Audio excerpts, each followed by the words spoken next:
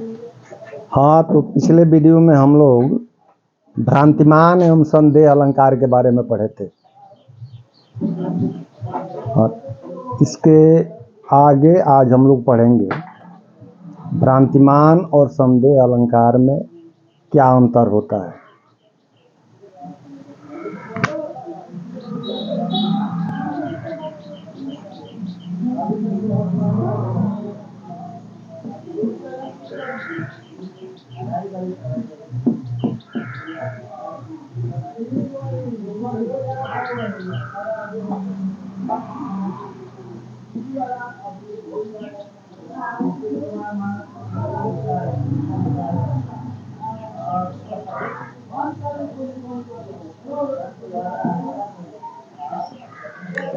भ्रांतिमान अलंकार में झूठा भ्रम होता है और उस पर आदमी दृढ़ हो जाता है, किंतु संदेह अलंकार में अनिश्चितता की स्थिति बनी रहती है। उदाहरण के लिए, अगर हम कहीं जा रहे हैं, रास्ते में रस्सी पड़ी मिली, तो हम यह निश्चित नहीं कर पाते कि रस्सी है या सांप है, किंतु भ्रांतिमान अलंकार में हम उस रस्सी को सांप समझ बैठते हैं, झूठा भ्रम हो जाता है। मुख्य अंतर यही है। इसके बाद दूसरा अंतर एक और है, यमक और श्लेष अलंकार में अंतर।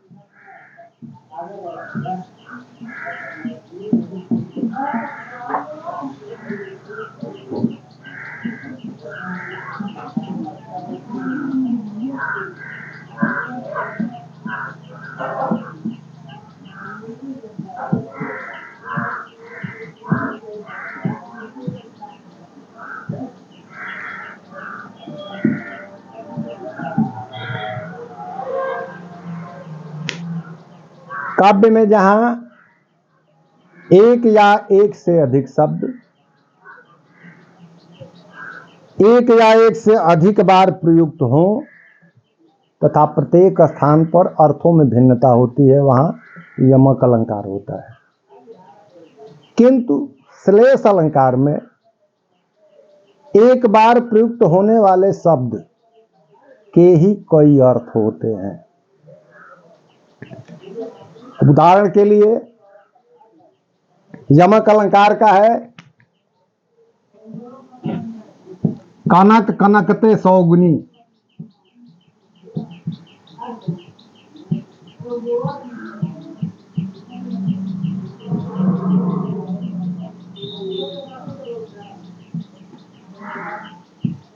मादकता अधिकार।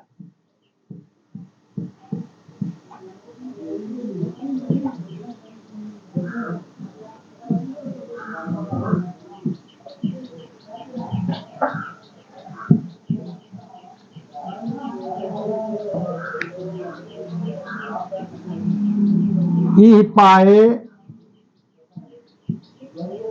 बौराए जग।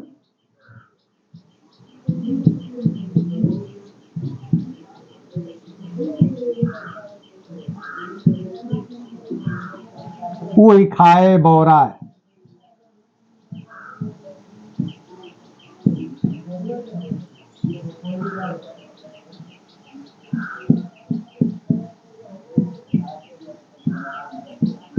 अब देखिए, यहां कनक शब्द 2 बार आया है। पहला कनक का अर्थ होगा सोना,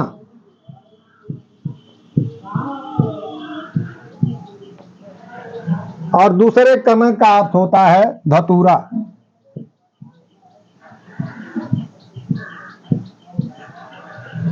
अर्थ जब मालूम होगा तो और स्पष्ट हो जाएगा।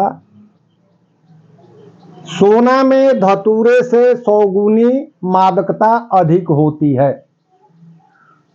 क्योंकि सोना को प्राप्त करके व्यक्ति पागल बन जाता है और धतूरा को खाने के बाद इंसान मादकता को प्राप्त कर लेता है या बौर आ जाता है। ठीक इसके उलट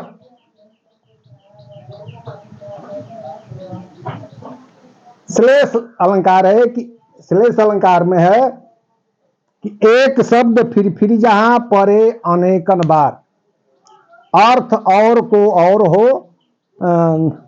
सॉरी, एक शब्द में हो जहां चिपके अर्थ अनेक,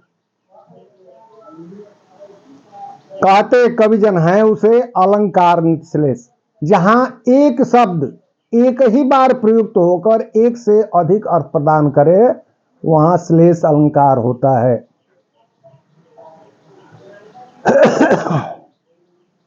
उदाहरण के लिए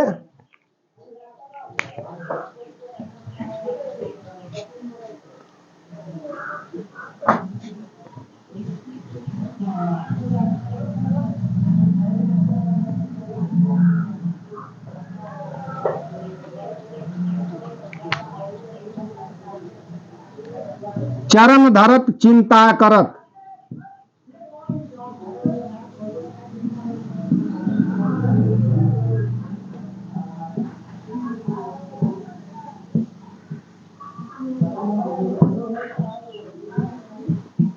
इन्हें न भावे शोर,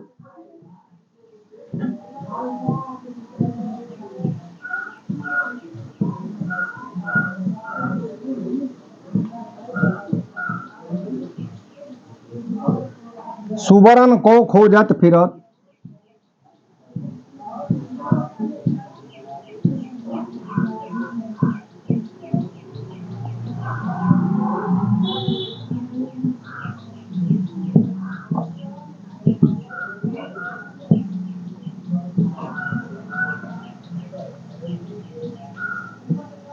कवि कामी और चोर।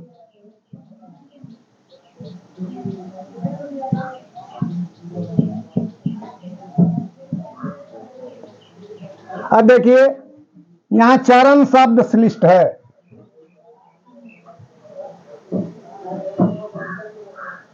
और सुबरन शब्द श्लिष्ट है। चरण का अर्थ कवि के पक्ष में कविता का पाद या चरण होता है। चरण का पहला अर्थ कविता का पाद या चरण।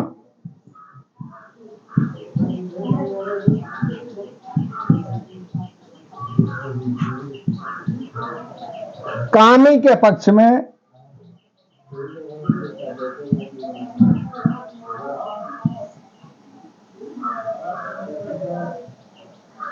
कामी के पक्ष में होता है पैर और चोर के पक्ष में होता है, चोर के पक्ष में भी पैर ही होता है। इसी प्रकार सुबरन शब्द श्लिष्ट है। सुबरन का अर्थ कवि के पक्ष में सुंदर वर्ण।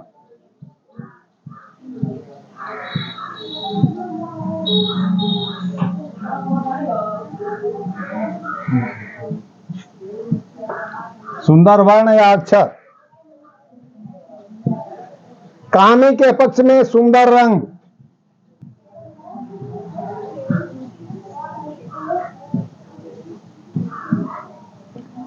तथा चोर के पक्ष में सोना।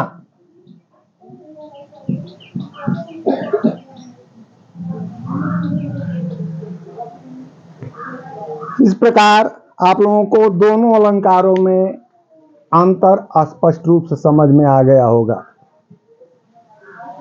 यमक में एक शब्द एक से अधिक बार प्रयुक्त होने पर जितने जगह प्रयोग में आता है उतने अर्थ होते हैं, किंतु श्लेष अलंकार में एक स्थान पर प्रयुक्त शब्द के कई अर्थ होते हैं। अब हम आगे चलते हैं, अनन्वय अलंकार के विषय में पढ़ेंगे।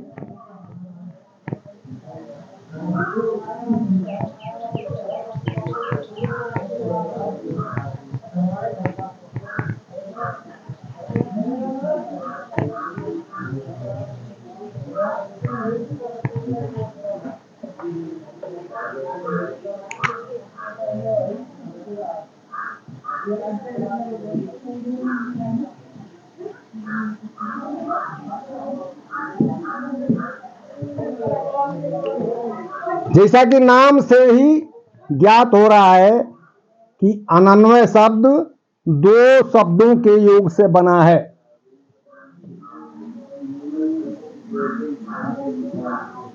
अन धन अन्वय। अन का अर्थ होता है नहीं, अन्वय का अर्थ होता है मेल। जहां पर काव्य में जहां पर उपमेय को ही उपमान के स्थान पर मान लिया जाए, अर्थात उपमान के अभाव में उपमेय को ही उपमान मान लिया जाता है, वहां अनन्वय अलंकार होता है। इसका लक्षण है जहां हो तो उपमेय ही अपनो ही उपमान, तहां अनन्वय जानिए कहत रसाल प्रमाण।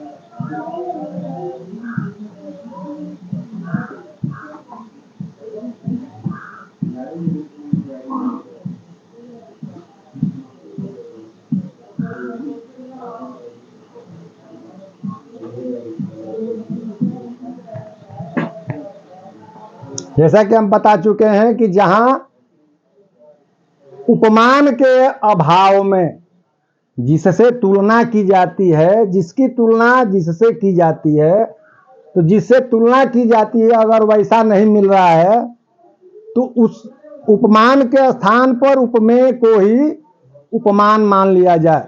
उदाहरण के लिए राधा रति के समान सुंदर है,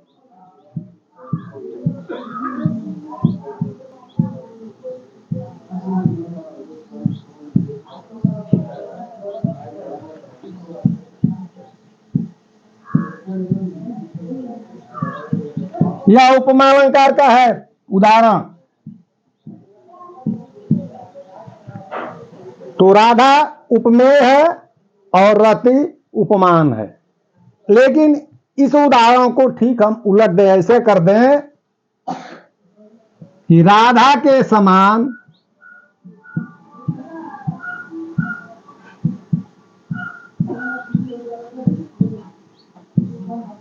राधा ही है।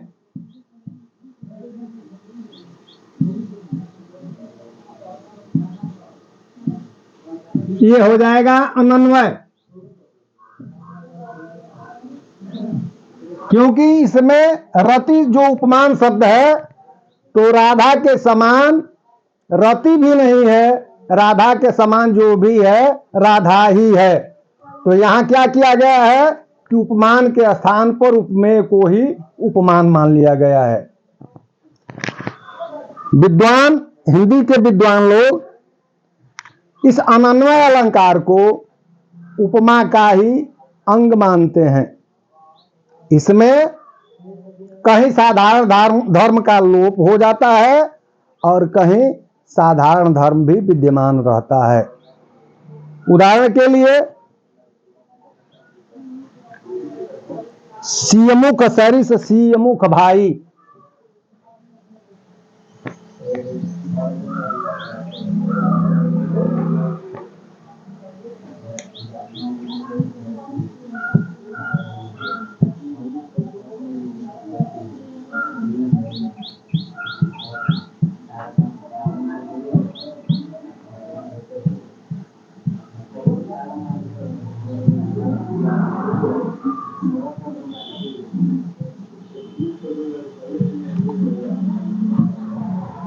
सियमुख सरिस सियमुख भाई, निरखत रत अत रहत लुभाई।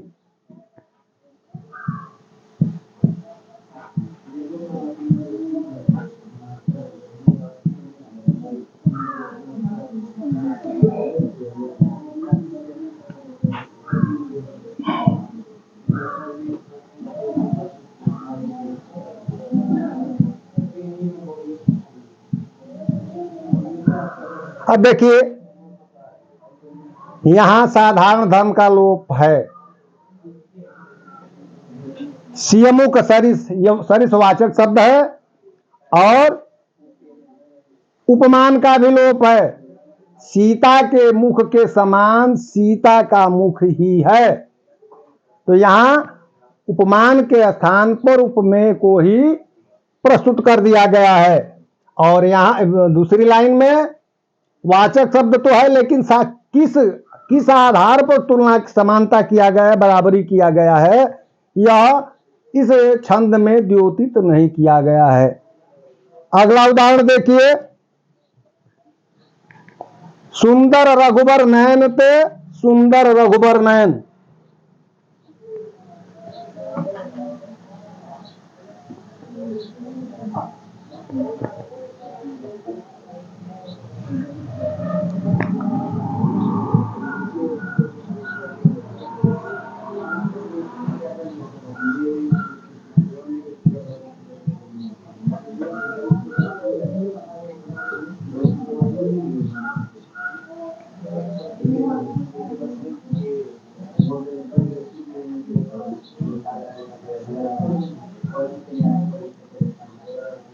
सुंदर रघुबर नयन से सुंदर रघुबर नयन, जो निरखत सोई कहत।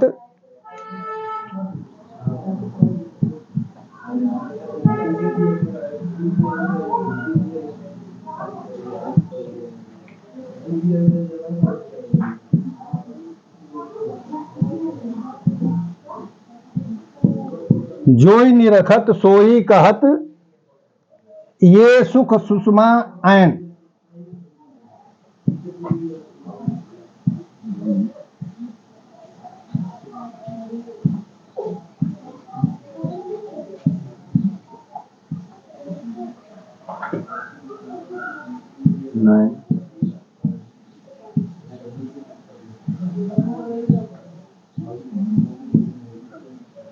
देखिए इसमें साधारण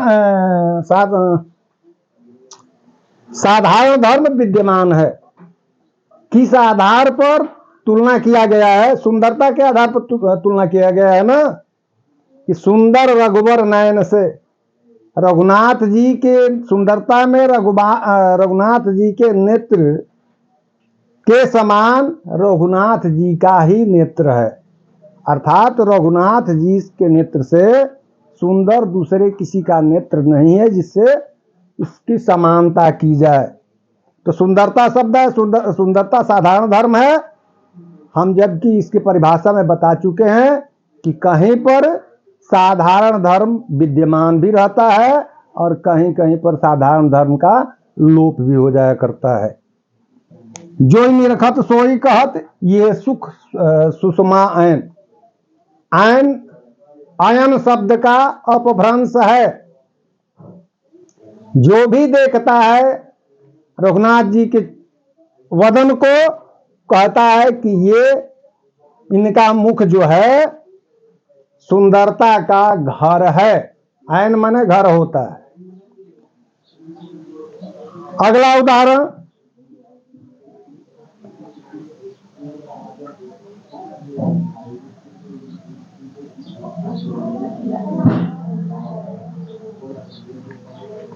राम से राम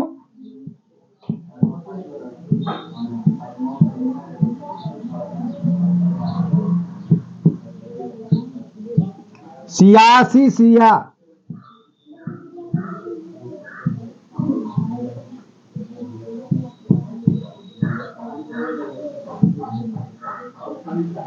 राम से राम सियासी सिया, सिरमौर बिरंच विचार संवारे।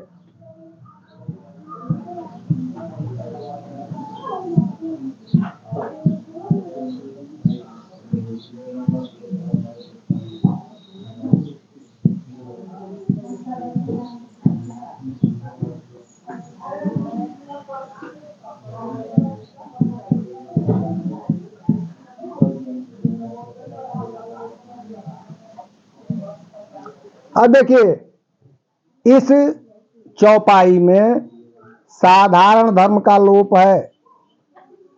राम के समान राम और सीता के समान सीता हैं। सुंदरता या अच्छाई का कोई वर्णन नहीं इसमें है कि राम के समान राम ही सुंदर है, राम के समान राम ही अच्छे हैं और सीता के समान सीता ही हैं। सिरमौर बिरंच विचार संवारे। बिरंच माने ब्रह्मा होता है। ब्रह्मा जी ने बड़ा सोच समझ करके राम और सीता की जोड़ी की सृष्टि की है, बनाए हैं। तो यहां साधारण धर्म का लोप है। अब आगे चलते हैं अगले उदाहरण पर।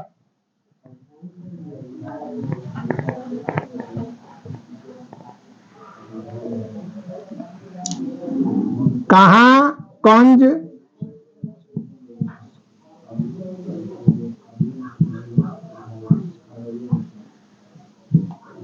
खंजन कहां।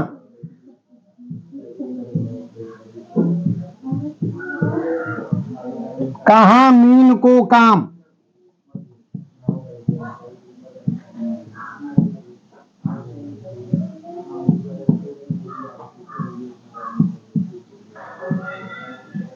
कहां कंज खंजन कहां, कहां मीन को काम, तेरे दृग से दृग अली।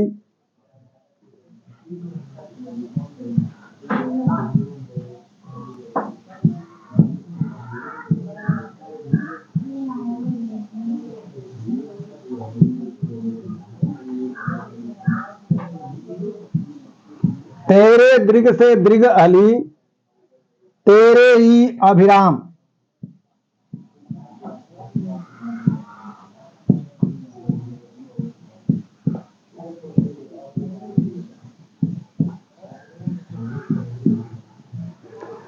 अब देखिए यहां साधारण धर्म विद्यमान है। प्रायः आंख की उपमा, कंज मने कमल, खंजन पक्षी और मीन मने मछली के नेत्र से दिया जाता है। इन्हीं को उपमान बनाया जाता है, कमल, खंजन पक्षी के नेत्र और मछली के नेत्र। लेकिन कवि क्या कह रहा है कि कहां कंज खंजन कहां, कहां मीन को काम। न तो ऐ सखी तेरे दृग के समान न तो कमल है, नहीं खंजन पक्षी के नेत्र हैं और नहीं मीन के नेत्र हैं, मछली के नेत्र हैं। तेरे दृग से दृग अली, तेरे ही अभिराम। तुम्हारे दृग के समान तुम्हारा ही, तुम्हारे नेत्र के समान तुम्हारे नेत्र ही हैं। इसमें सुंदरता के लिए दूसरा हम उपमान नहीं दे सकते। तो यहां साधारण धर्म विद्यमान है। आशा है आप लोगों को यह टॉपिक आज का समझ में आ गया होगा। शेष अगले वीडियो में।